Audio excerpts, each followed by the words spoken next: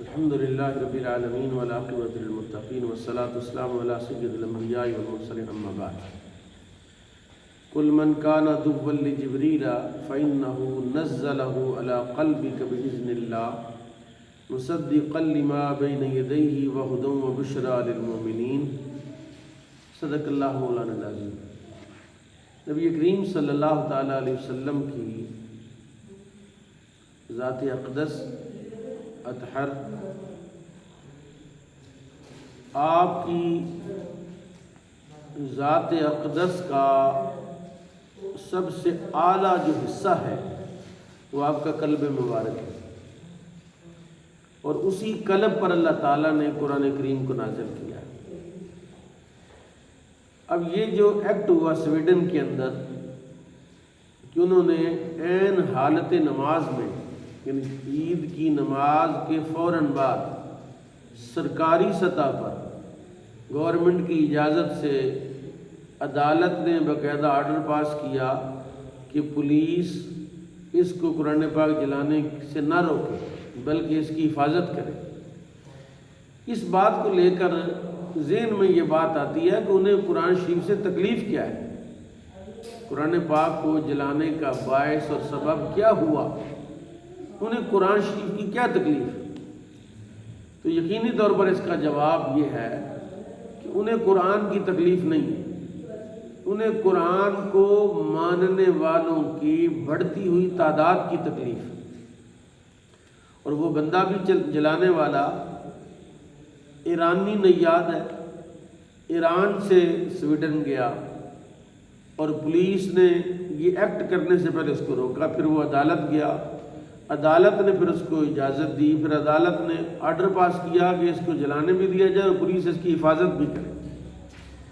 یہ بات جو ہے وہ جو بنیادی نقطہ ہے وہ یہ ہے کہ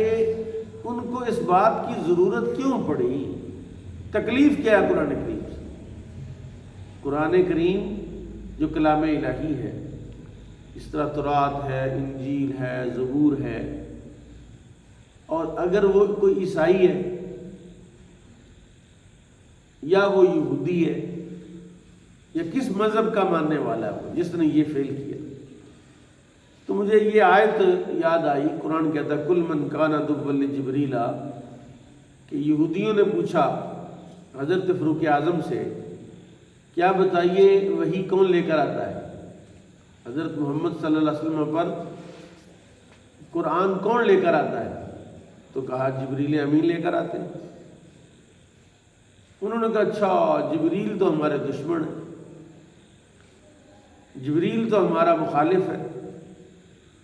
تو اللہ تعالیٰ نے ارشاد فرمایا کہ جبریل کی دشمنی کا کل من کان عدوا لجبریل، کس کے لیے، کس کو دشمنی ہے جبریل سے؟ فَإِنَّهُ نَزَّلَهُ عَلَىٰ قَلْبِكَ بِإِذْنِ اللَّهِ، جبریل کی تو اپنی کوئی مرضی نہیں کہ جبریل رسالت لے کر آیا رسول اللہ کے پاس، یا جبریل کو اختیار تھا کہ وہ رسالت جو ہے یہ نہیں بنی اسرائیل کے لوگوں یا یہودیوں میں سے کسی یہودی کو نبی بنا دیتا۔ تو کہا جبریل کا تو اس میں کوئی فعل ہی نہیں ہے،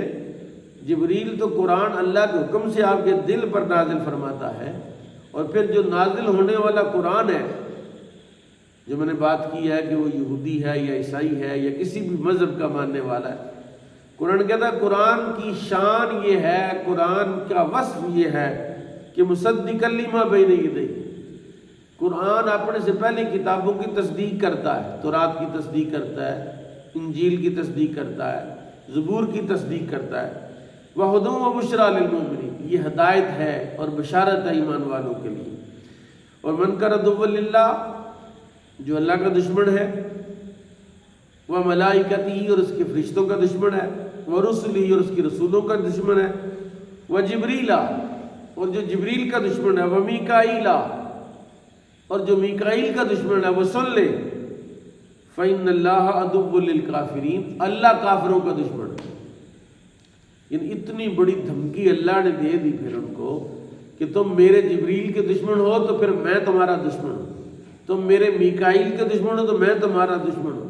تو میرے رسولوں میں سے کسی رسول کے یا سارے رسولوں کے اگر دشمن ہو تو میں رب العالمین تمہارا دشمن ہوں، اور اگر تمہاری دشمنی جو ہے وہ میرے مقدسات کے ساتھ ہے، میرے قرآن کے ساتھ ہے۔ جب جبریل کے ساتھ دشمنی کرنے والے کو اللہ کہ میں تیرا دشمن ہوں، تو سوچئے قرآن کے ساتھ دشمنی کرنے والے کا کیا حال ہوگا۔ جس نے قرآن کو جلایا تو کیا قرآن جلانے سے مٹ جائے گا؟ کیا قرآن کی توہین کرنے سے قرآن کے ماننے والے قرآن کو چھوڑ دیں گے؟ میرا وجدان یہ بات کہتا ہے کہ جب قرآن ڈسکس ہوا، جب قرآن کے ساتھ یہ فعل کیا گیا، تو یہ تو زندہ کتاب ہے، زندہ کتاب ہے۔ ہمارے علاقے میں یہاں کرتارپورہ بنا ہے، گرو نانک کا یہ استھان ہے، یہاں پر کہتے ہیں یہاں وہ فوت ہوا، یہاں وہ مرا ہے۔ تو انہوں نے اس بلڈنگ کے اندر ان کی گرنتھ رکھی ہوئی، اور جس کمرے میں رکھی ہوئی ہے اس کمرے میں وہ گرمیوں میں اے سی لگاتے اور سردیوں میں ہیٹر لگاتے ہیں۔ ان سے پوچھا کہ یار یہ گرنتھ کو سردی لگتی ہے یا گرمی لگتی ہے؟ انہوں نے کہا نہیں، ہماری گرنتھ جو ہے وہ زندہ ہے، اس کو گرمی بھی لگتی ہے، سردی بھی لگتی ہے۔ وہ کتاب جس کا کوئی یعنی تاریخ ہی کوئی نہیں، اس کو گرمی سردی لگتی ہے اور اس کے ماننے اور اس کو زندہ مانتے ہیں۔ تو ہمارا قرآن جو ہمارے آقا و مولا کے دل پر نازل ہوا ہے، اس کے بارے میں تو باقاعدہ قرآن کے الفاظ ہیں، حدیث میں رسول اللہ کے فرمان ہے کہ قرآن قیامت والے دن جسم کے ساتھ آئے گا اور اپنے پڑھنے والے کی شفاعت کرے گا، کل صراط پر سے گزارے گا، اللہ کی بارگاہ میں شفیع ہوگا یہ قرآن۔ تو یہ قرآن زندہ ہے۔ جتنی تکلیف ہمیں ہے اتنی تکلیف ہی قرآن کو بھی، اتنی تکلیف ہی قرآن کے نازل کرنے والے کو۔ اور وہ کہتا ہے کہ فَإِنَّ اللَّهَ عَدُوٌّ لِّلْكَافِرِينَ، اللہ کافروں کا دشمن ہے۔ اور اس بات پر کہ انہوں نے یہ قرآن پاک کو جلانے کا، یہ نظر آتش کرنے کا جو فعل کیا ہے، ہمیں اس کا رد عمل کیا دینا چاہیے؟